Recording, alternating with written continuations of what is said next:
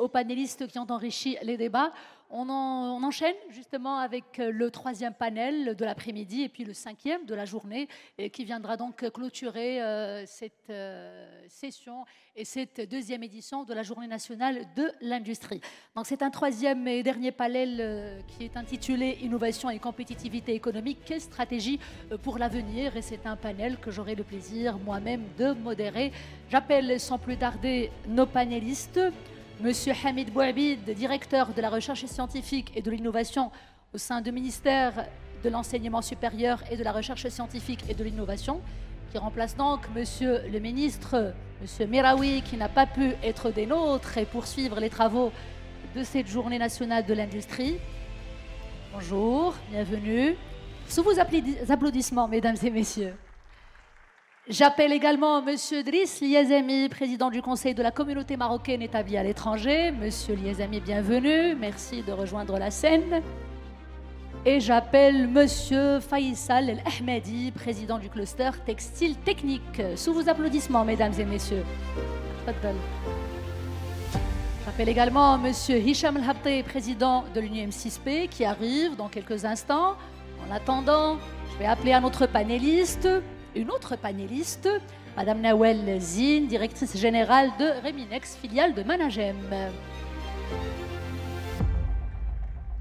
J'appelle également Monsieur Karim Tiazi, président de la commission innovation au sein de la CGEM. Et j'appelle aussi Monsieur Uthman El Firdaous, vice-président d'ABA Technologies. Sous vos applaudissements, mesdames et messieurs, en attendant la venue des autres panélistes pour que l'on puisse démarrer les travaux. Je m'installe aussi.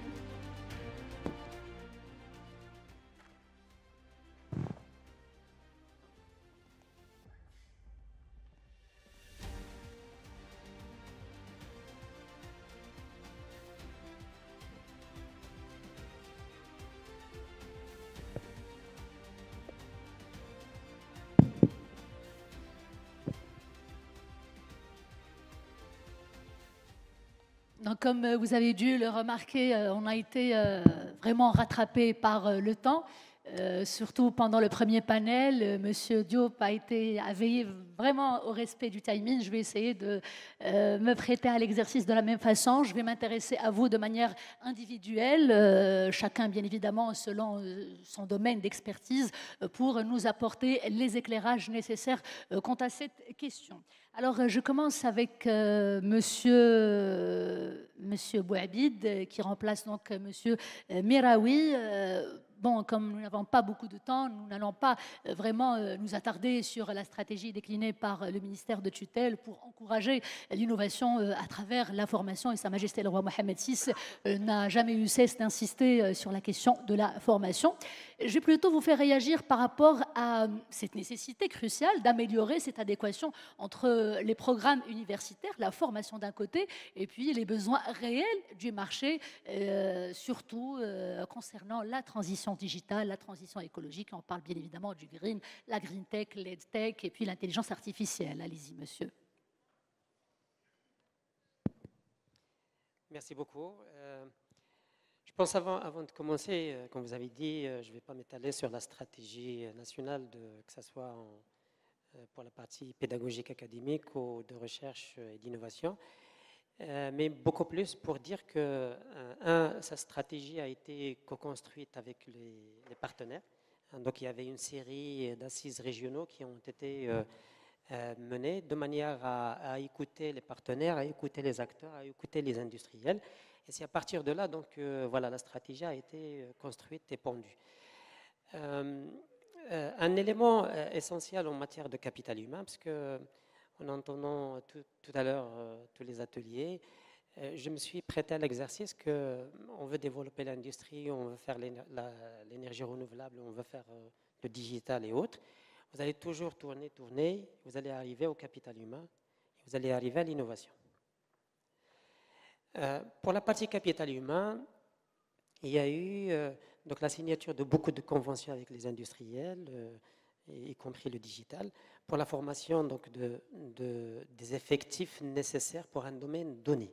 Donc ça a été ciblé pour lesquels il y avait des programmes spécifiques par le ministère qui étaient lancés dans ce sens-là, y compris avec le ministère de Transition numérique. Il y a la formation pratiquement de 50 000 lauréats dans le domaine du digital. Pareil dans l'automobile, pareil dans l'aéronautique, pareil dans le domaine même social, aussi pour l'accompagnement, que ce soit au niveau de l'entreprise ou ailleurs. Donc ça, c'est en termes de capital humain. Ce qui a été fait aussi, et je pense que ça, c'est une originalité dans le système d'enseignement supérieur, c'est qu'on a créé ce qu'on appelait les centres d'excellence.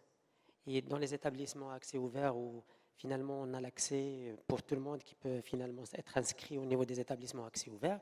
Donc au bout de la deuxième année, on a créé ce qu'on appelait les centres d'excellence, dans lesquels il y a une sélection qui va se faire, et dans des métiers très ciblés. Et donc ces centres d'excellence vont pouvoir faire une formation de troisième année, ça veut dire 2 semestres, et qui va permettre donc de produire des filières ou bien des profils spécifiquement pour des secteurs donnés. Et donc aujourd'hui, nous avons plus de 60 centres d'excellence à travers les 12 universités publiques au niveau national qui permettent de faire ça. Et cette année, Inch'Allah, on va voir les premières promotions qui vont être lauréats. Et c'est déjà des personnes qui sont passées en stage et qui ont des promesses de recrutement, pour votre information. Alors, le deuxième volet dans la stratégie, je pense que c'est ce qui nous interpelle depuis le matin jusqu'à maintenant, c'est l'innovation. La partie innovation, on l'a entendu tout à l'heure, c'est les leitmotivs. Tout le monde parlait de l'innovation, la recherche-développement. Sans ça, on ne pourrait pas, je peux vous l'assurer, on ne pourrait pas réussir l'intégration qu'on souhaite au niveau du secteur industriel ou dans les autres secteurs. Et donc, cette intégration ne peut se faire qu'à travers la recherche-développement intégrée, qu'elle soit par l'entreprise elle-même ou qu'elle soit par l'entreprise et les universités et les centres de recherche. On va braquer les projecteurs à présent sur la question du financement quand on parle d'innovation et de recherche scientifique. Ça nécessite incontestablement des financements conséquents. Comment est-ce que le ministère de tutelle, toujours avec vous, Monsieur Bouabid, coordonne, travaille avec les acteurs privés pour tracer et relever les défis qui s'imposent et réaliser les objectifs escomptés pour la question? Alors, justement, en matière de financement, d'ailleurs, je remercie les collègues au ministère de l'Industrie. C'est des programmes que nous menons de façon très concertée et conjointe. Mais si vous revenez sur les chiffres, je vais vous dire entre 2022 et 2023, vous avez un taux d'accroissement des budgets en matière de recherche et développement de pratiquement 84%. Entre 2023 et 2024, c'est à peu près pareil, donc une augmentation assez importante. Alors, plus que ça, au niveau des universités publiques, nous avions à peu près une moyenne de recrutement des enseignants-chercheurs aux alentours de 700-800 postes annuellement. Nous sommes passés sous la vision de M. le ministre Semiraoui à aujourd'hui à 1300 postes d'enseignants-chercheurs. C'est dire tout simplement que nous sommes en train de renforcer non seulement la partie pédagogique, mais aussi la partie recherche-développement qui se fait au niveau de l'université, parce que c'est un coût financier. Hein. Donc le fait de pouvoir recruter, c'est aussi un apport du gouvernement en matière de soutien de la recherche-développement. Si vous regardez les statistiques de l'OCDE, vous avez à peu près la masse salariale en matière de recherche-développement, c'est 80-90% des dépenses en matière de recherche-développement. Donc tout ça, il est assuré justement dans le cadre du programme du pacte ESRI, qui est lancé à partir de 2023. Et nous sommes en train de travailler, d'ailleurs c'est l'objet de la convention qui a été signée ce matin, sur la synergie de manière à renforcer le partenariat université-entreprise, parce qu'on estime que c'est là le maillon qui permettrait justement de pouvoir décoller et sortir de cette trappe finalement de la non-valorisation des résultats de la recherche. Je vous renvoie, si vous regardez le dernier rapport de Global Innovation Index, on est passé à la 66e place. C'est très bien, on a gagné 4 places, mais on est toujours dans la trappe des 70-60. On n'a pas encore poussé un peu plus loin, pour la simple raison que si vous regardez un peu en détail de manière microscopique, vous allez voir que c'est la relation université-entreprise qui a encore besoin d'être travaillée de plus. Alors, le financement est bien, mais il n'est pas le seul. Merci, Monsieur Bouabid. La transition est toute faite, toujours dans la même lignée de la formation. Je vais évidemment céder la parole à Monsieur Hicham El Habdi, président de l'Université Polytechnique Mohamed VI de Ben Guerir, l'UM6P. Comme nous n'avons pas beaucoup de temps, je le réitère tout d'abord, peut-être un bref aperçu tout de même sur les initiatives mises en place jusqu'ici par l'UM6P, toujours dans la veine de l'innovation, recherche et développement. Et puis, pour compléter ce qu'a dit le représentant du ministère de tutelle, l'UM6P de son côté, comment contribue-t-elle à la création de hubs technologiques et sa coopération surtout avec le secteur privé? Merci. Ok, très bien. Ça marche. Bonjour tout le monde. Donc par rapport aux initiatives, je reviens juste sur l'ADN de l'université. Comme vous le savez, on est soutenu très fortement par le groupe OCP. Donc le souci industriel fait partie de notre quotidien. Deuxièmement, nous avons commencé par la mise en place de labos de recherche en lien avec les défis auxquels le tissu industriel fait face. Donc on a développé les formations que dernièrement, quand on a commencé, quand l'inauguration a lieu en janvier 2017. La plupart, il y avait une seule formation et tout le reste était au niveau des laboratoires de recherche. En fait, il fallait commencer par ce muscle-là. Donc, on est une université plutôt top-down. Troisième élément par rapport aux initiatives, c'est le lien qui va au-delà du groupe OCP. Nous avons pas mal de laboratoires aujourd'hui conjoints entre des industriels et l'UM6P qui permet. Ces laboratoires permettent la mise à disposition d'ingénieurs industriels qui passent leur temps ici avec les doctorants et les chercheurs. Et ça permet d'aller beaucoup plus vite en termes d'innovation industrielle. Tout ça aujourd'hui est accompagné par un écosystème de formation. Aujourd'hui, l'UM6P, c'est plus de 7200 étudiants. Il y a à peu près 1000 doctorants et il y a aux alentours de 550 ingénieurs en cours de formation. Et tout ça en lien très étroit avec les besoins du marché, surtout les métiers de demain. Donc là, tout le monde parle d'hydrogène, parle d'ammoniac vert, il parle de l'énergie verte, batterie, gigafactory, donc tous ces noms-là qui sont cités ici et là sur les 2-3 dernières années, c'est les formations que nous sommes en train d'accompagner. Le dernier élément, en plus, donc, j'ai parlé des laboratoires de recherche, j'ai parlé des formations, et il y a pas le dernier maillon, mais un maillon, last but not least, comme on dit, qui sont l'accompagnement des startups. Donc, aujourd'hui, il y a tout un programme d'accompagnement des startups, de l'incubation jusqu'à l'investissement, puisque UM6P dispose d'un fonds d'investissement, UM6P Ventures, qui permet d'accompagner quelques startups. En quelques chiffres, aujourd'hui, plus de 300 brevets ont été déposés, il y a 8 spin-offs qui ont vu le jour. Et tout ça, en fait, notre souci, vous l'avez vu dans les stands, c'est vraiment d'aller vers l'industrialisation en développant tout l'écosystème. En termes, par rapport à la question du financement, en fait, je rejoins Sibou Habib par rapport au fait qu'il y a l'opportunité pour le secteur privé d'aller beaucoup plus loin dans sa relation avec les universités et les centres de recherche. On est sur des investissements qui sont très très peu. Donc nous avons des projets en cours et plutôt de belles réussites. Et l'appétit vient en mangeant, donc on commence à intéresser d'autres industriels. Mais si j'ai un seul message aujourd'hui auprès de l'assistance, c'est voilà, faites confiance aux centres de recherche dans toutes les universités, publiques, privées, partenariats, les centres de recherche, et vous serez agréablement surpris. Donc voilà. Très bien, donc il y a des choses extraordinaires qui sont faites et dont les résultats et les chiffres que vous avez évoqués parlent d'eux-mêmes. Toujours dans cette même veine, former c'est bien, accorder ou alors faire en sorte qu'il y ait un écosystème qui favorise l'innovation, c'est très bien. Mais encore faut-il encourager ces jeunes talents à rester au Maroc, à innover au Maroc, à rêver grand.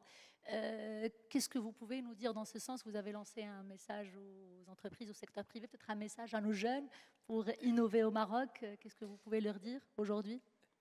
Bon, je vais parler de l'UM6P. En fait, la plupart des lauréats de l'UM6P restent au Maroc. Donc voilà, donc juste c'est une réalité. Bon, après, quand on analyse les raisons, je pense, premièrement, c'est le narratif. Dès qu'ils mettent leurs pieds ici, on leur parle en fait des opportunités qu'offre le continent africain d'une manière globale, le Maroc d'une manière très particulière. Donc, à un moment, en fait, en répétant, ils se disent qu'il y a quand même, si on répète ça, c'est qu'il y a quelque chose, donc ils regardent. Deuxièmement, c'est l'approche pédagogique. Donc on parle beaucoup ici à l'UM6P de learning by doing, de learning by farming, de Fab Lab, tout ça en fait c'est mis à la disposition des étudiants. Troisième élément, c'est les programmes, comme j'ai dit, d'incubation, d'accompagnement des startups. Et ce qu'on essaie de former, ce n'est pas quelqu'un avec des compétences très techniques, mais plutôt des compétences d'apprendre à apprendre, de prendre de risques, d'être un problem solver. Et surtout, comme je l'ai dit, c'est montrer l'étoile du Nord. Voilà l'étoile du Nord. Voilà le Maroc de demain. Voilà l'Afrique de demain. Donc, si on la voit avec les yeux d'aujourd'hui, oui, on se dit, bah, en fait, c'est déprimant. Mais sachez que plus de 60% des terres arables non encore utilisées dans le monde, ils sont en Afrique. Donc l'Afrique, à un moment, va être la solution, par exemple, sur le volet sécurité alimentaire. On ne peut pas le concevoir aujourd'hui. L'Afrique importe ses besoins. Mais c'est ça, ce qu'on leur vend, c'est l'Afrique de 2050. Et donc, pour être là au rendez-vous 2050, c'est dès maintenant qu'il faut saisir les opportunités. Donc, c'est ça, en fait, c'est cet écosystème. En plus, voilà, comme je l'ai dit, hein, toute l'approche pédagogique, le Fab Lab, les programmes d'incubation, d'accélération, de développement. Mais le plus important, c'est ce qu'on raconte, c'est notre narratif.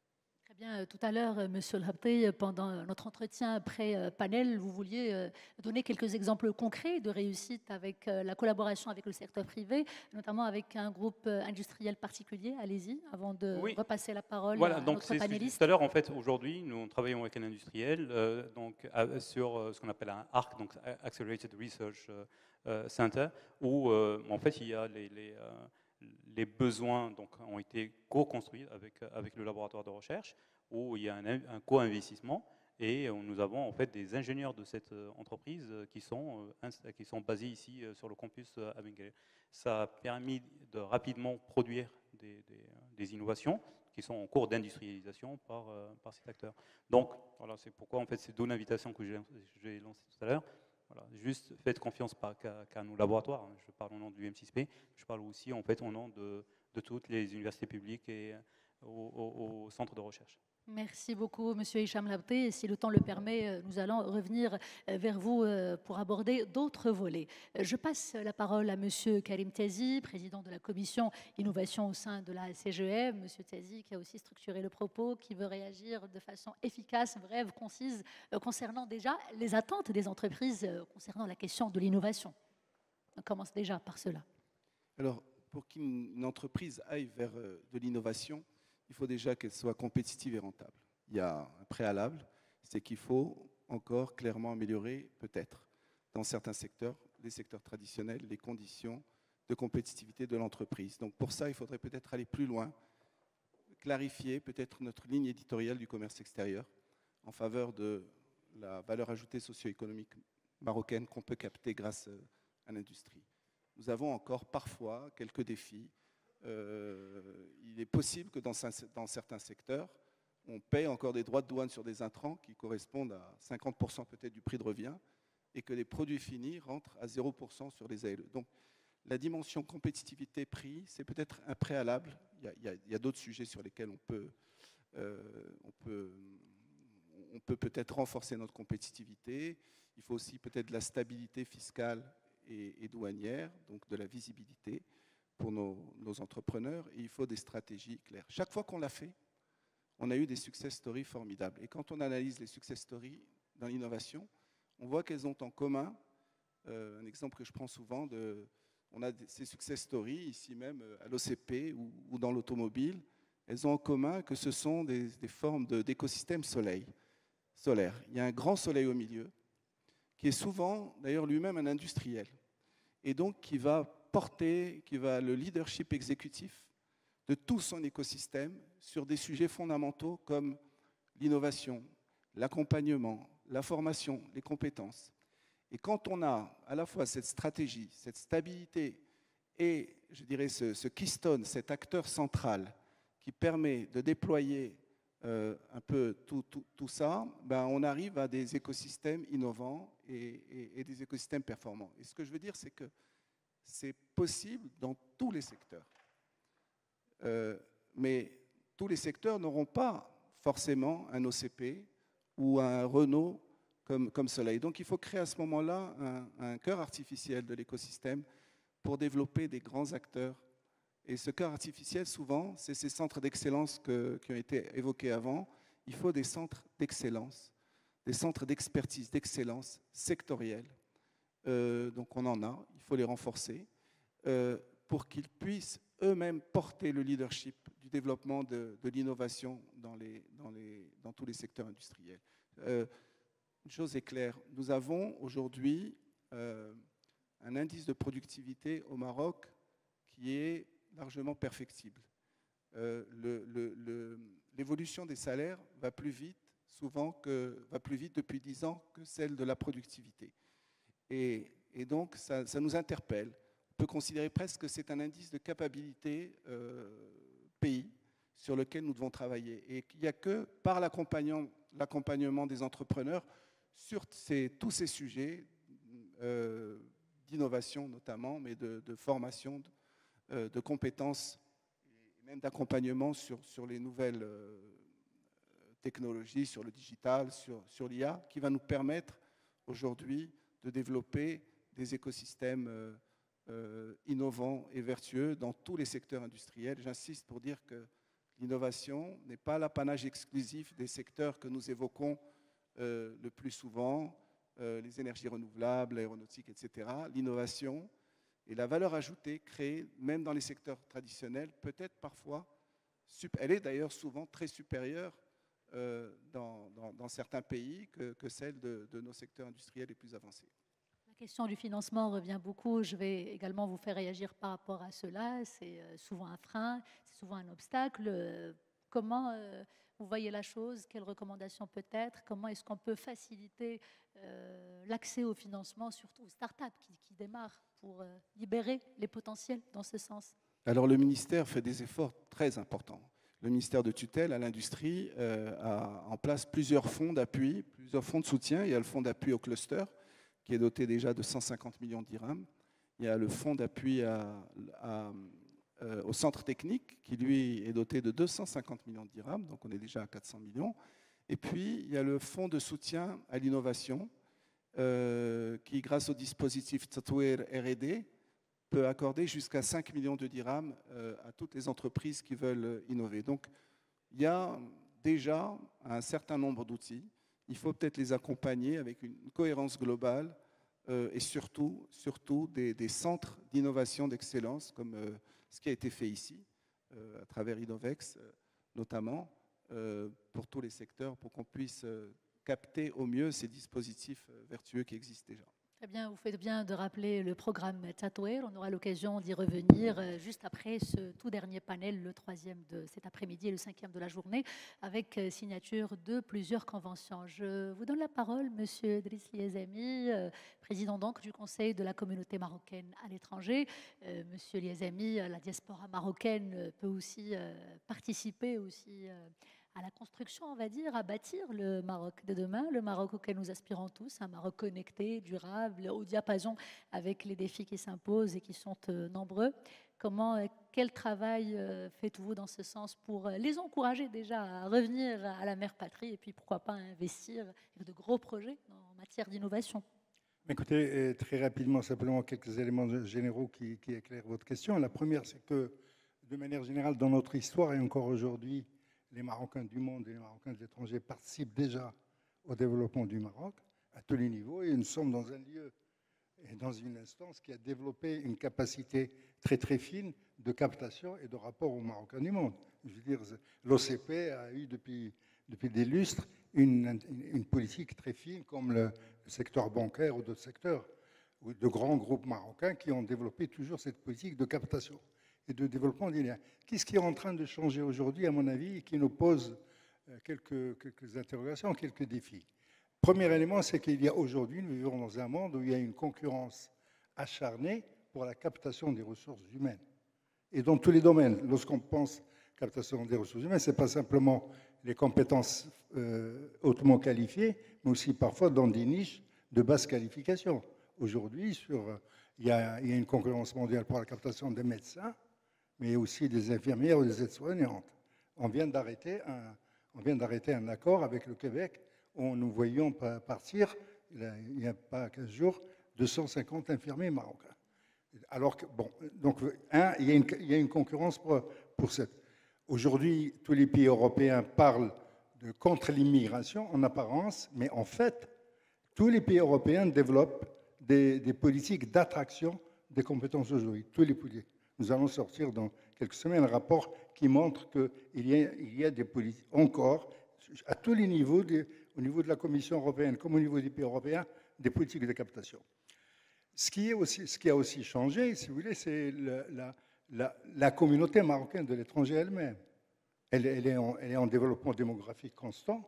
L'immigration n'est pas derrière nous, elle est devant nous. Elle est constante, nous sommes à 6 millions. Elle se mondialise, elle s'enracine dans les pays de résidence, notamment la population marocaine d'Europe est celle qui se naturalise le plus. Mais un atout, c'est qu'elle garde des attachements. Donc nous devons développer, j'en arrive à ma conclusion, sur laquelle on a quelques idées, une politique de rétention d'une partie de nos ressources humaines. Il faut qu'on se pose tous la question, qu'est-ce qui fait partir? Et ce n'est pas simplement, je pense que tout le monde est patriote, vraiment, je veux dire. Nous sommes dans un État qui a plus de 10 siècles d'histoire, et les Marocains ont un sentiment très fort d'attachement. Mais est-ce que cela suffit? Pourquoi les gens partent? Deux, comment ne pas ostraciser ou stigmatiser ceux qui partent? En fait, les Marocains, de mon point de vue, se sont installés dans la circulation internationale des élites professionnelles. Un jeune Marocain aujourd'hui diplômé, il regarde le marché de l'emploi mondial. Et donc, quels sont les atouts que le Maroc peut présenter pour que dans ce tour de monde du monde que fait chaque diplômé marocain aujourd'hui, il vienne ici? Et c'est là où ce qui a été dit tout à l'heure, à mon avis, est important, et depuis ce matin, c'est quel est le storytelling que nous donnons? Qu'est-ce que nous racontons du Maroc? Le Maroc, tel qu'il a été présenté cette journée, est un Maroc mobilisateur. Et c'est ce récit auquel on doit donner de la cohérence et qui, à mon avis, amène, je ne vais pas revenir sur le Qatar, mais je veux dire, une équipe nationale, lui, a 2/3 de... Moi, j'ai intitulé cette partie de nous-mêmes qui nous vient d'ailleurs. Ils sont de nous, ils sont d'ailleurs, et c'est ce défi que nous devons réussir, me semble-t-il. Vous faites bien de parler de ce Maroc fédérateur qui nous rassemble effectivement, qui offre plusieurs opportunités à ses enfants, là où ils soient, au Maroc ou à l'étranger. Peut-être une dernière question avant de passer à un autre panéliste, M. Delisli Azami, toujours avec vous. Comment est-ce que vous voyez l'avenir entre le Maroc et sa diaspora en matière de transfert de technologie, en matière d'innovation? Et quels sont, selon vous, peut-être les secteurs qui s'érigent en tant que priorité et qui pourraient bénéficier de ce lien? Sérieusement, je pense qu'il faut avoir une approche holistique. C'est la bataille est trop modeste, mais dans la formation qu'ils donnent ici, je crois qu'il y a de la philosophie, non? J'ai au moins 2 amis, Fouad Laroui et Ali Ben Makhlouf, 2 des pointures marocaines dans la littérature, mais aussi dans la philosophie. Chacun, il a plus de 20 ouvrages derrière lui. Si Fouad et Ali viennent ici, c'est parce qu'il y a un projet qui les... Laroui qui est aussi ingénieur, lauréat des Ponts et Chaussées, avec de multiples casquettes. Et un ancien de l'OCP. Donc, en plus, tous, si vous voulez, quel que soit le domaine, il y a des talents marocains à l'extérieur. Et aujourd'hui, d'une certaine manière, ça donne le tournis. Et donc, la question, c'est que dans chaque domaine, on a déjà commencé à développer une politique très fine. La première rencontre des talents marocains du monde a été organisée par Feu Mzian Belfré, qui a joué un petit rôle dans GEMED, en 1993. En 2023, on a réuni avec le ministère de l'Éducation et de l'Enseignement supérieur des dizaines et des dizaines de Marocains du monde pour participer au Parc Tisserie. Avec Riyad Mzour et ses équipes, on a fait l'année dernière aussi une réunion de concertation pour l'élaboration de la nouvelle stratégie industrielle. Donc nous avons un savoir-faire et à mon avis, il s'agit aujourd'hui de le systématiser. C'est le sens du discours de Sa Majesté du 20 août 2022. Il faut systématiser ce que nous avons fait, le rationaliser et lui donner peut-être un peu plus de cohérence. Merci, Monsieur Delis Liazami. Je passe la parole à Madame Nawal Zine, directrice générale de Reminex, filiale de Managem. Dans un secteur, Madame, comme l'exploitation minière, l'innovation est cruciale pour améliorer la compétitivité. Comment est-ce qu'on peut respecter les défis liés à la durabilité et à la transition écologique tout en restant compétitif à l'international? Ce que je peux dire, et je crois tout à l'heure, ça a été bien dit, hein, c'est que la valorisation des ressources minières est aujourd'hui au cœur de cette nouvelle ère de la transition énergétique qui repose aussi sur cette souveraineté industrielle. Nous avons, tout récemment, nous avons assisté à vraiment cette prise de connaissance et de conscience de la nécessité de renforcer la chaîne de valeur des matières premières et surtout des métaux critiques nécessaires à la transition énergétique. Et pour nous, ça, c'est un vrai atout, c'est une vraie opportunité pour notre pays. Parce qu'on voit plusieurs pays, tels que dans l'Union européenne, en Chine ou aux États-Unis, qui ont lancé vraiment des plans ambitieux pour autonomiser leur industrie, pour justement réduire cette dépendance vis-à-vis des fournisseurs étrangers de matières premières. Nous avons tous assisté à cette crise de composants électroniques qui ont justement perturbé la chaîne de production mondiale. Et je peux dire que dans ce contexte où les ressources naturelles deviennent des leviers géopolitiques, la valorisation des ressources minières est plus que jamais au cœur de la souveraineté industrielle. Et pour moi, le secteur minier est l'un des moteurs de cette ambition. Et notre société, Reminex, qui est le bras de développement du groupe Managem, contribue à cette ambition. Nous avons développé durant les 40 dernières années un vrai savoir-faire sur toute la chaîne de valeur, depuis la recherche fondamentale jusqu'à la production industrielle. Justement, les dernières décennies nous ont permis d'être autonomes sur la partie ingénierie, sur la partie valorisation des procédés de traitement et surtout construction de grands projets, parce que pour nous, c'est une vraie nécessité.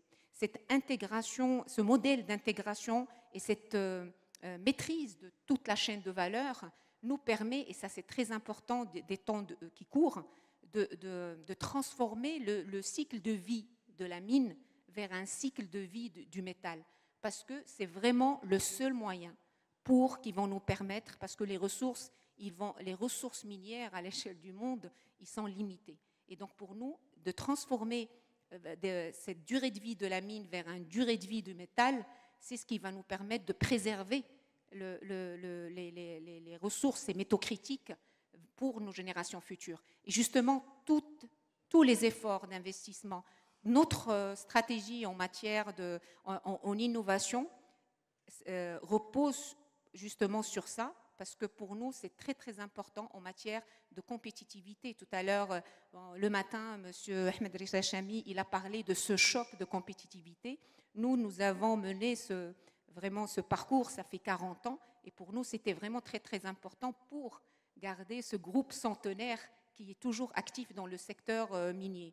Nous avons développé concrètement, plus d'une trentaine de procédés de valorisation faits par nos propres chercheurs que nous avons réussi à transformer en une vingtaine d'unités industrielles réalisées par nos propres chercheurs.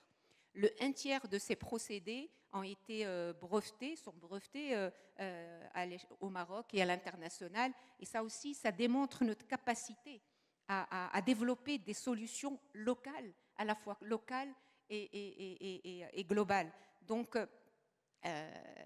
ça reposait justement, ce qui nous a aidé à faire ça, c'était autonomie en matière de R&D. Aussi, notre capacité à être autonome en matière d'ingénierie nous a permis de mettre en place des infrastructures durables et à faible impact environnemental. Et par exemple, nous avons développé des procédés qui nous permettent de recycler 40%, entre 40 et 50% de nos rejets miniers. 50% de la production de cobalt provient du recyclage de la matière, du traitement de la matière secondaire. 50% de notre production d'argent provient du recyclage des rejets miniers. Nous avons réussi à développer cette année et à construire une usine de traitement de la black mass qui représente de la matière, qui est la matière intégrée dans les batteries en fin de vie et qui va nous permettre justement, grâce à ce procédé de recyclage, de produire et d'extraire des métaux critiques comme le cuivre, le nickel et le lithium. Aussi, grâce à cette autonomie en matière d'ingénierie et de gestion de projet, nous sommes actuellement en train de construire la plus grande mine de cuivre en Afrique du Nord, et ça aussi avec nos propres ingénieurs. Ce qui est aussi intéressant, c'est que nous avons développé un procédé innovant qui nous a permis, et d'ailleurs qui nous a permis à mettre en place une infrastructure unique dans la région entre Tsaroudant et Tata. C'est que nous avons mis en place une conduite d'eau qui s'étale sur 140 km et qui relie la station d'assainissement de recyclage des eaux de la ville d'Agadir à notre site industriel. C'est une conduite, ça va être la plus grande conduite d'eau au Maroc, faite en PRV. Et là aussi, c'est une conduite fabriquée par une entreprise marocaine. Et pour nous, c'est important parce qu'on en a parlé tout à l'heure, la ressource eau, il est précieuse. Et ça aussi, ça développe que nos procédés, c'est-à-dire la R&D et l'innovation, il est au service de l'industrie pour améliorer sa compétitivité et aussi pour allier, vraiment pour respecter les normes internationales qui deviennent de plus en plus exigeantes. Merci déjà d'avoir partagé avec nous ces heureuses nouvelles. Et puis une dernière question, cette fois-ci de manière beaucoup plus rapide pour passer aux autres panélistes, puisque la recherche et développement, l'innovation est au cœur de ce panel, le dernier de la journée. Tout à l'heure, vous avez évoqué les 40 ans d'existence. Comment est-ce qu'on peut justement mettre ces 40 ans d'existence, d'expertise et d'engagement aussi en faveur des compétences locales, engagement aussi par rapport à la durabilité, au profit des universités, de nos jeunes? Quelle stratégie dans ce sens? Comment accélérer les choses? Je sais, il y a des choses qui se font, mais comment passer à la vitesse supérieure? Alors justement, là aussi, je vais être très rapide en parlant de cas concrets pour dire que nous avons, pour accompagner cette transformation industrielle, on avait besoin de mettre cette stratégie d'open innovation. Et cette stratégie, ce n'est pas pour dire qu'on est en train de s'ouvrir à l'extérieur. Pour nous, il vient accompagner des stratégies de transformation dont nous avions besoin au niveau de notre groupe. Et je prends par exemple la stratégie de transformation digitale. Pour accélérer ça, d'abord, donc je peux citer l'exemple nous avons mené le projet de la mine connectée intelligente en 2021. Ceci en partenariat avec deux écoles d'ingénieurs, l'ENSIAZ et l'université et l'école nationale des mines de Rabat et notre grand centre de recherche Masser. Et avec ça, on a pris en charge des doctorants qui ont travaillé sur des sujets et des problématiques pratiques pour notre industrie et qui ont conduit à la production de POC que nous avons mis en place dans nos sites miniers. Mais ce n'est pas suffisant. Pour accélérer cette transformation justement digitale, notre groupe il s'est allié en créant une JV avec une start-up qui nous a permis justement d'intégrer cet état d'esprit de créativité et d'innovation dans notre groupe centenaire, en profitant bien sûr de l'expérience et l'héritage de notre groupe, mais aussi de la créativité, de la proactivité d'une petite entreprise. Je prends l'exemple aussi de la transformation dont on a parlé tout à l'heure, parce qu'on en avait besoin pour accélérer la création de filières industrielles intégrées dans la chaîne de valeur de la batterie. Et pour ça, on a tissé de solides partenariats avec des ingénieries chinoises, avec des centres de recherche chinois qui nous ont précédés dans ce domaine. Sauf, ça a été dit aussi tout à l'heure, il faut avoir des partenariats vraiment actifs et non passifs. On ne les utilise pas pour prendre des technologies et les appliquer à notre industrie. On est en train d'upgrader notre savoir-faire en hydrométallurgie.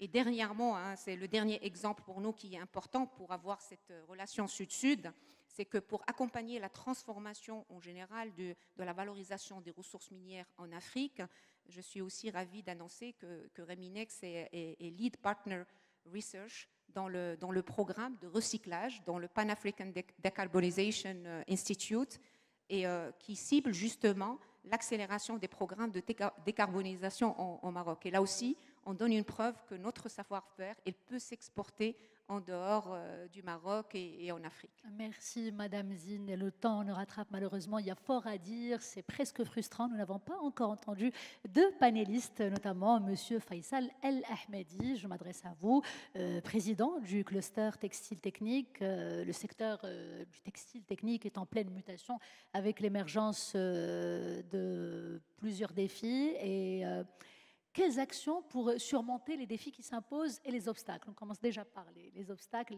Qu'est-ce que vous proposez pour les dépasser? Comme ça, on est efficace.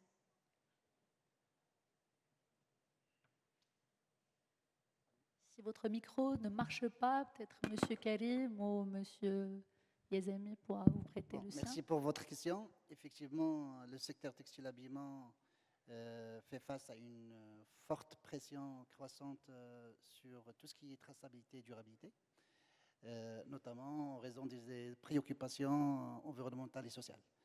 Et pour faire face à ces préoccupations, nous, au sein de l'AMIT, on a travaillé sur plusieurs pistes et axes importants. Premier axe, c'est tout ce qui est utilisation des matières premières durables, notamment le coton, les fibres naturelles, notamment le coton biologique, le lin, le chanvre, etc. Parce que ce sont des fibres naturelles, ou quasiment des fibres synthétiques recyclées, comme le polyester recyclé. Il y a la partie aussi innovation. Je donne juste un exemple d'une start-up suisse qui a fait une innovation pour la fabrication de la cellulose et qui est potentiellement une fibre qui pourrait remplacer le polyester à l'échelle mondiale. Et cette start-up est très intéressée pour s'implanter au Maroc. Donc, c'est une très bonne nouvelle pour le potentiel pour le Maroc. Le deuxième axe très important, c'est tout ce qui est économie circulaire. Depuis ce matin, tous les secteurs, c'est l'économie circulaire parce que c'est important. Et au sein de notre secteur, on est content et on est fier d'avoir des investissements dans le recyclage parce que dans le processus textile, dans tous les processus de production, il y a des déchets. Et ces déchets, l'ensemble des déchets, c'est plus de 20% dans le processus de production, rien que dans le processus de production.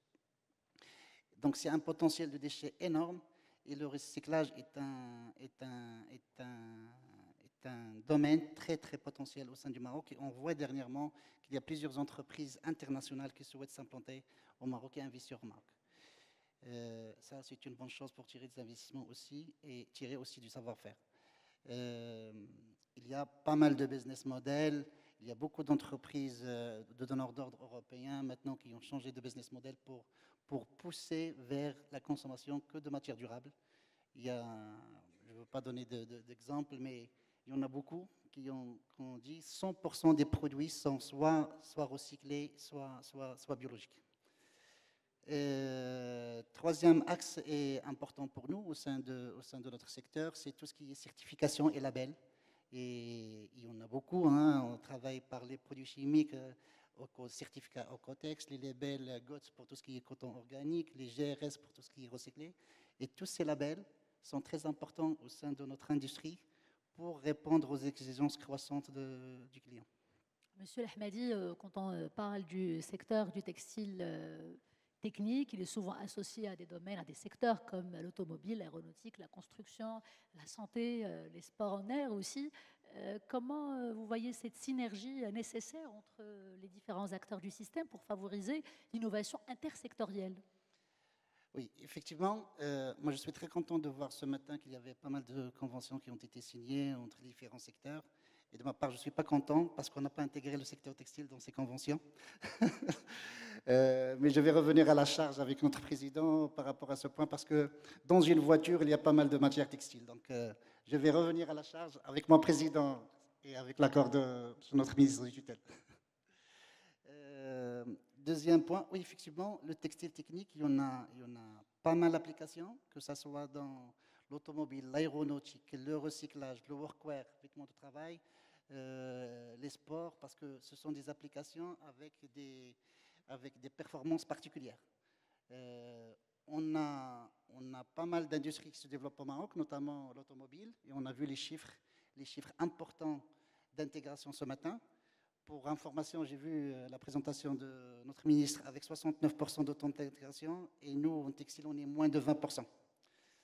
C'est un challenge pour nous, mais c'est aussi une grande opportunité, une marge de manœuvre. Nous avons la possibilité d'atteindre des taux d'intégration assez élevés. Et je suis conscient qu'avec la synergie et l'aide des pouvoirs publics, notre ministère et tous nos partenaires, les écoles, on a notre école ici, ISIT, qui pourrait nous aider dans tout ce qui est aussi innovation. On a vu pas mal de modèles dans d'autres pays, comme le Portugal, la Suisse. On a visité des labos de recherche très, très performants. Je pense qu'on a les moyens de le faire. Si on met les moyens, surtout le capital humain, on a un problème aujourd'hui. On a une sorte de synergie, j'insiste là-dessus. Notre école ISIT, aujourd'hui, forme beaucoup de gens, mais on les offre pour les autres secteurs, notamment pour le secteur automobile, pour la pharmaceutique, etc. Et j'espère qu'on aura un retour derrière par rapport à d'autres marchés. Dernière question, et je souhaite là une réponse rapide, et je compte sur votre esprit de synthèse par rapport à la question de l'exportation, qui est un enjeu clé pour la compétitivité du textile marocain. Comment est-ce que le cluster dont vous faites partie, textile technique, collabore-t-il avec les autorités, avec le secteur privé pour renforcer la présence des produits marocains innovants à l'international? Et ça va être le mot de la fin. En tout cas de votre part. Rapidement, le premier point, c'est tout ce qui est alliance et partenariat stratégique dans tout l'écosystème qui pourrait pousser l'industrie des textiles techniques, notamment les centres de CTTH, le centre textile de textile, et l'ISIT, qui est l'école de formation, mais qui est intégrée aussi dans tous les processus de production, et les universités. J'espère qu'on se réunira une convention avec la Polytechnique de Berlin, et je suis très content de voir toutes ces infrastructures de cette école. Et je pense qu'il y a moyen d'aller chercher des partenariats dans ce sens et chercher des produits innovants. Merci beaucoup, Monsieur L'Ahmadi. Je m'adresse à notre dernier panéliste, Monsieur Atman El-Firdaous, vice-président d'ABA Technologies. Monsieur Atman El-Firdaous, tout d'abord, de façon assez brève, comment évaluez-vous l'impact des écosystèmes d'innovation sur la compétitivité de l'économie marocaine? Et puis, deuxième question sur laquelle vous voulez vraiment vous étaler et puis nous apporter votre éclairage là-dessus, éclairage vivement attendu sur notamment, comment est-ce que cette montée en puissance de l'intelligence artificielle, aussi de l'Internet des objets, et puis comment est-ce que cette transformation numérique peut-elle impacter de manière, cela va sans dire positive, la compétitivité de l'économie marocaine? Je vous remercie. Je vais tenter de répondre aux deux questions. Donc, pour la première question, il faut bien se poser la question du tempérament d'innovation de chaque économie. Vous savez par exemple que l'ingénierie européenne ou européenne continentale, c'est une ingénierie d'excellence, mais le temps que l'ingénieur allemand ou français sorte la première version de son produit sur le marché, l'ingénieur chinois a déjà sorti la troisième version, après 3 itérations avec le marché, en comprenant bien la dialectique avec le marché, l'expression de l'ingénierie des besoins du client. Donc c'est une des supériorités, si vous voulez, de cette façon chinoise de faire. Et je voudrais donner, peut-être pas parler des clusters publics, mais peut-être donner l'exemple de ABA Technologies. Vous pouvez très bien comprendre l'ADN d'ABA Technologies si vous imaginez qu'on est une sorte de cluster, mais avec une thèse. On défend la thèse du raccourcissement du time to market. C'est-à-dire que comme il y a des gens, des financiers qui s'occupent de rotation du capital, nous on s'occupe vraiment de rotation de l'innovation. C'est-à-dire qu'il faut vraiment le plus vite possible sortir nos POC, nos MVP vers le marché, vers le client pour comprendre, avoir des retours et s'améliorer. Et on est vraiment dans une doctrine de perfectibilité. Pour construire cet écosystème-là qui va dans la vision de Sa Majesté Lancelot sur la souveraineté industrielle, que ce soit sanitaire, industrielle, manufacturière, on a mis ensemble des acteurs comme FMC2E, qui est un fabricant de cartes électroniques, avec Injecta, qui est dans les structures métalliques, l'injection plastique, le travail des matériaux, avec également des acteurs qui sont sectorialisés, qui ont une vraie connaissance du métier. Par exemple, Mediot dans les dispositifs médicaux, ou alors Mana Technologies dans l'industrie minière, ou alors d'autres acteurs comme Nextcore dans les équipements de sécurité et de défense. Donc, pour bien comprendre ça, il faut s'imaginer que si on empilait tous les MVP et tous les POC qui ont été faits au Maroc depuis 20 ans, on pourrait peut-être arriver jusqu'à la Lune. Et tout le problème, c'est que tous ces produits-là, tout ce travail n'a pas été confronté au marché. Et donc, c'est toujours la même chose. C'est soit vous avez un tempérament qui vous porte à attendre dans votre laboratoire qu'il arrête de pleuvoir dehors, soit vous avez un autre tempérament qui est de dire je sors et je danse sous la pluie, quelles que soient les conséquences, parce que je vais apprendre sur ce marché. Donc ça, c'est pour la première partie de votre question. La deuxième question, vous avez parlé d'intelligence artificielle des objets ou d'Internet des objets, c'est exactement le positionnement de Abba Technologies. Et en fait, je voudrais faire juste une mise en abîme par rapport à l'évolution historique pour bien comprendre ce qu'on est en train de faire, parce que ce n'est pas juste de la technologie pour des technologies. Ce qui est en train de se passer, c'est qu'on est passé par la période historique où il y avait Henry Ford qui avait défendu la thèse qu'en ayant de la production de série en chaîne, on pouvait faire la chasse au temps perdu. D'accord ? Donc la chasse au temps perdu. Vous êtes arrivé avec un ingénieur japonais qui s'appelait M. Toyoda chez Toyota, qui a dit maintenant on va commencer à faire la chasse à la matière première qui est gaspillée, aux matières gaspillées, en allant vers tout ce qui est lean manufacturing, etc. Et aujourd'hui, vous avez ce qu'on pourrait appeler le teslisme, qui consiste à faire la chasse aux gisements de données qui ne sont pas exploités. Ça veut dire si vous avez un système de vidéosurveillance mais que vous n'analysez pas les images de vidéosurveillance, vous avez un énorme gisement de données qui dort et qui n'est pas exploité et ça vous fait un coût d'opportunité gigantesque. Donc ça, on l'a connu, c'est quelque chose qu'on est en train de mettre en place, par exemple, à l'administration de la douane pour l'analyse des données pour la modernisation de l'outil de contrôle douanier. Mais je peux donner encore deux exemples. Par exemple, on a créé une joint venture avec Managem qui s'appelle Mana Technologies et on adresse toutes les industries de transformation, la transformation digitale des industries de transformation. Et l'idée, c'est qu'on a créé un digital twin qui permet aux décideurs d'avoir une image virtuelle de l'ensemble de son entreprise, c'est-à-dire que ce soit les processus métiers en centrale, mais également les mines, les différentes mines du groupe Managem. Et donc, comme vous avez une digitalisation très très poussée et approfondie, vous pouvez avoir un seul dashboard, si vous voulez, qui sont en 3 dimensions, qui vous permet vraiment de piloter votre activité par la donnée et en temps réel. Et ça, c'est vraiment un très grand avantage quand vous voyez d'où on vient, c'est-à-dire l'empilement des interfaces qui n'en finissent plus. Chaque constructeur d'équipement, chaque fournisseur de solutions vous ramène sa plateforme. Et donc, à la fin, il faut se mettre à la place du décideur. Il se retrouve à la fin à demander à un collaborateur de lui compiler tout ça dans un fichier Excel avec quelques captures écran et avec quelques données. Et ce n'est pas du tout optimal, ce n'est pas ça la vraie transformation digitale. Le deuxième exemple qui est intéressant, qu'on a vécu chez Abba Technologies, c'est par rapport à l'industrie 4.0. On travaille de façon très étroite avec un équipementier automobile. Et en fait, la première étape de la digitalisation de ces usines, c'était la connectivité des machines. C'est-à-dire vraiment de connecter toutes les machines, que ce soit les machines connectées et intelligentes, ou alors les machines qui sont intelligentes mais pas connectées, parce qu'on achète beaucoup de matériel très avancé qu'on n'utilise pas et qu'on n'exploite pas. Et vous avez aussi des machines stupides qui sont ni intelligentes ni connectées et qu'il va falloir forcer à vous rendre compte.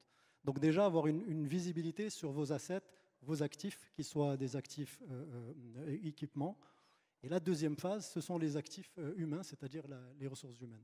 On travaille sur un projet qui s'appelle Connected Workers, qui consiste à donner au management une visibilité complète sur l'efficacité, l'efficience de ces processus de ressources humaines, c'est-à-dire de savoir les personnels de l'usine au moment où le bus va les récupérer chez eux, dans leur quartier.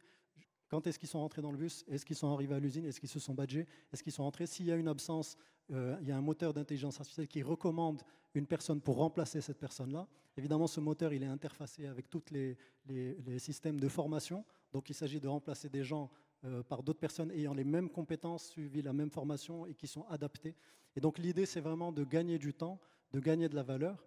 Et avec nos partenaires, ces systèmes sont évalués non pas en termes de gain de temps, mais vraiment en termes d'impact sur le PNL, c'est-à-dire un gain en excédent brut d'exploitation, que ce soit par la réduction des charges ou par l'exploitation de nouveaux filons de chiffre d'affaires. Et ce qu'on aime à dire, c'est qu'on est là pour disrupter les business models, on n'est pas là pour faire mieux avec l'existant, on est là aussi pour ouvrir des nouvelles fenêtres. Vous êtes probablement assis sur des gisements de données que vous ne soupçonnez pas et qui vous ouvrent des nouveaux champs de chiffre d'affaires que vous n'aviez pas imaginé avant de les trouver. Mais ça nécessite un peu de sérendipité, c'est-à-dire de trouver des choses que vous ne cherchiez pas au départ. Et c'est ça la dynamique d'innovation. Dernière petite question avant de clore, avant les mots de la fin avec tous les panélistes. Quels principaux défis se dégagent à la lumière de tout ce que vous venez de partager avec nous, tout ce que vous venez d'énumérer, pour les entreprises qui veulent adopter ces nouvelles technologies pour accélérer leur transition digitale? Alors, je vous remercie pour cette question parce que c'est très fondamental. Il ne suffit pas de mettre en œuvre, d'étudier les bonnes pratiques, les benchmarks et de se mettre à niveau. Il faut surtout surveiller, comme le lait sur le feu, l'usage de ces solutions que vous mettez en œuvre. C'est-à-dire que la conduite du changement, c'est le mot poli pour parler de l'échec des projets de digitalisation. On s'arrête toujours à la conduite du changement en disant « Ah, mince !» Ça n'a pas été adopté. Il y a 10% des gens qui ont mis en œuvre le nouveau système. Les autres, ils ont régressé vers l'ancien système. Et donc ça, c'est vraiment la feuille de vigne qu'on met sur tous les projets de digitalisation pour cacher ces échecs-là. Et c'est pour ça que dès le départ, il faut que by design, on ait intégré ces aspects d'usage dans les dashboards de ces décideurs et que donc vous ne surveillez pas seulement la performance de votre outil industriel, vous surveillez également les taux d'adoption et les taux d'usage de ces nouvelles technologies. Donc ça, c'est fondamental pour assurer le succès de ces projets. La plupart des projets qui échouent, c'est généralement le facteur numéro 1, c'est le découragement. Quand les projets durent trop longtemps, si vous n'avez pas un livrable concret qui sort au bout de 3 ou 4 mois, vous êtes confronté à un phénomène psychologique qui est le découragement ou le désengagement, où les collaborateurs se disent « bon, ça c'est le projet de mon boss » ou c'est le projet de mon N+2, bon, je vais le maintenir en vie artificiellement, mais moi, on m'attend sur d'autres KPIs, donc je vais assurer le bread and butter, et puis ça, on verra plus tard. Merci, Monsieur Asma Firdaus. Je voulais vous redonner la parole à tous pour les mots de la fin, mais nous débordons, nous sommes obligés de clore donc ce panel, le 3e panel. Merci à vous tous d'avoir répondu à mes questions. Merci pour les éclaircissements, les éclairages. Merci d'avoir enrichi le débat. Et sous vos applaudissements, bien évidemment. Merci. Merci à vous également pour l'attention. Et donc les travaux, c'est la dernière ligne droite de ce programme de